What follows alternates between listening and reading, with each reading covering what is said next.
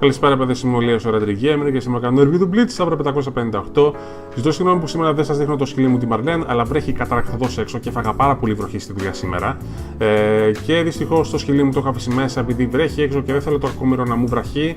Και όντως, αν την αφήσω έξω και βγει στον κήπο, ξέρετε, λάσπες αυτά και μετά μου ξαναμπεί στο σπίτι, θα μου το κάνει γης μαδιά, να μην πω και τίποτα χειρότερο. Οπότε την έχω στο σπίτι απάνω αυτή τη στιγμή. Οπότε δυστυχώς δεν θα τη δείτε σήμερα, αλλά σας στέλνει πολλούς χαιρετισμούς, μην ανησυχείτε γι' αυτό. Λοιπόν, review του Bleach Saber 558. Ήταν ένα chapter το οποίο είχε πάλι focus στο Komamura φυσικά και καλό focus θα έπρεπε να πω. Ξεκινάει το chapter βασικά βλέποντας την παπιέτα να τρώει στη μάπα την επίθεση του Komamura κανονικά και με τον νόμο. Και η επίθεση του Komamura βασικά δεν ήταν μία σπαθιά. Βασικά δημιούργησε ένα δυναμικό πεδίο γύρω από την παπιέτα, το οποίο έκανε τις βολές της να εξωστραγγιστούν και να ξαναπέσουν πάλι απάνω της. Το οποίο σημαίνει ότι η κοπέλα έφαγε ένα σωρό damage. Πάει η κοπέλα, πουφ, πάπαλα, τελείωσε, έπεσε στο έδαφος, ξέρει. Αυτό, πάει. Λοιπόν, αλλά μετά από αυτό και αφού βλέπουμε τον μπακάι του Komamura να προσγειώνεται στο έδαφος, βλέπουμε και τον Komamura να εξαντλείται και βλέπουμε και τον μπακάι του να διαλύεται σιγά σιγά.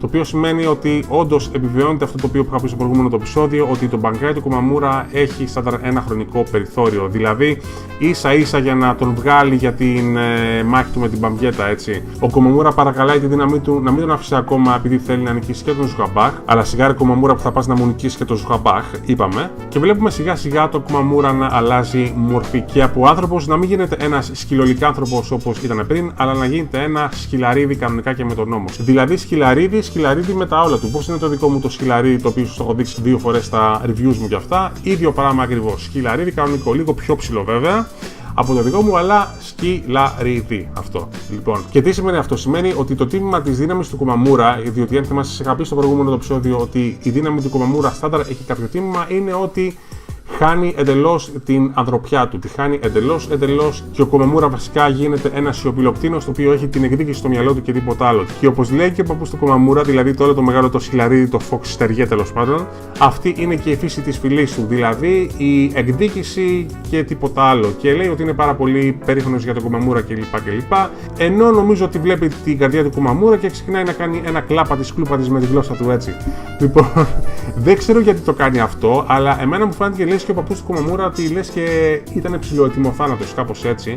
Αλλά μετά τον βλέπω, ξέρεις, να γλύφει την καρδιά κλάπα της κλούπα της, λες και έχει όρεξη να φάει κοντοσούβλι ή σουβλάκι ή δεν είμαι σίγουρος τι. Αλλά για να σοβαρευτούμε λίγο, ο Κούμπο δεν την εξηγεί αυτή τη σκηνή και πάρα πολύ καλά. Απλώς ο παππούς του Komamura λέει ότι είναι πολύ περήφανος βασικά που ο Komamura πλέον έχει, ας πούμε, ενδώσει στα πρωτόγωνα ένσυχτα της φυλής του, να το πω έτσι, και ότι βασικά ότι τον κάνει πάρα πολύ περήφανο εδώ που τα λέμε. Αλλά ο Komamura, καθώς τελειώνει η μεταμόρφωση του και γίνεται ένα σκυλαρίδι κανονικό, λέει ότι δεν ήθελε να γίνει αυτό. Λέει ότι και εκείνος δεν ακολούθησε τη συμβολή που είχε δώσει στον Τούσεν τότε που τον είχε πολεμήσει και τον είχε νικήσει, ότι η εκδίκηση δεν είναι λύση στο να λύνεις τα προβλήματά σου και ότι δεν είναι ένα μονοπάτι το οποίο πρέπει να το ακολουθήσεις επειδή στο τέλος θα σε καταστρέψει. Και μπορεί και ο Komamura να το μετανιώνει λίγο επειδή βασικά δεν ακολούθησε την ίδια τη συμβολή που είχε δώσει και στο φίλο του. Οπότε μπορεί να αισθάνεται και λίγο υποκριτής κατά μία έννοια. Όμως εμφανίζεται ο Vice Captain του, ο Iba, την τελευταία στιγμή, τον παίρνει τον Komamura, τον βάζει στους ώμους του σαν το κατσίκι που λέει ο λόγος και του λέει: μην ανησυχείς, δεν έκανες τη λάθος επιλογή. Πολύ καλά έκανες και επέλεξες να κάνεις αυτό που έκανες για να εκδικηθείς τον Yamamoto και πάμε μαζί τώρα για να κόψουμε το κόλλο του Ζουχαμπάχ.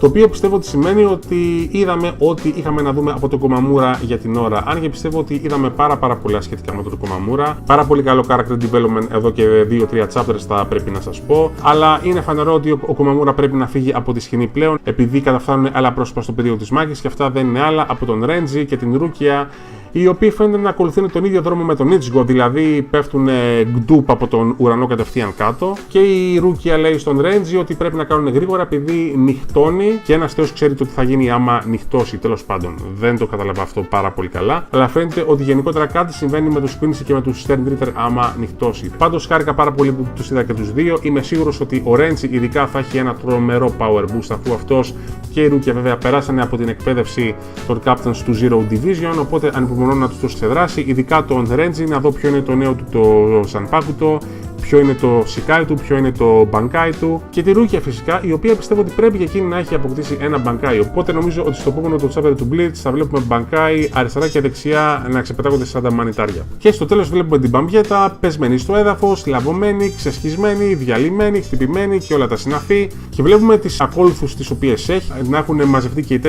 από πάνω της, νομίζω ότι είναι 4, και να τις λένε ότι τη λυπούνται πάρα πολύ που τη βλέπουν έτσι και ότι θέλουν να είναι πάντα κοντά τους, οπότε ετοιμάζονται να κάνουν κάτι. Και την βλέπουμε την Μπαμπιέτα να είναι τρομοκρατημένη, δηλαδή πραγματικά τρομοκρατημένη, να φοβάται πάρα πολύ και να τις παρακαλεί να μην τις κάνουν αυτό που πάνε να τις κάνουν. Ένας θεός ξέρει τι είναι αυτό. Αλλά εγώ τη λυπήθηκα την Μπαμπιέτα πάρα πολύ σε εκείνο το σημείο. Σε σημείο μάλιστα που ευχόμουν να ήμουν εκεί πέρα και να τη σώσω, που λέει ο λόγος. Επειδή κάτι μου λέει ότι η Stern Reader είναι πιο τέρατα από ό,τι νομίζουμε ότι είναι. Νομίζω ότι είναι πλάσματα εντελώς απάνθρωπα. Ένας σου ξέρει το τι θα τις κάνουν, θα το δούμε στο επόμενο chapter κλπ. Και αυτό ήταν, παιδιά, το chapter σε γενικές γραμμές.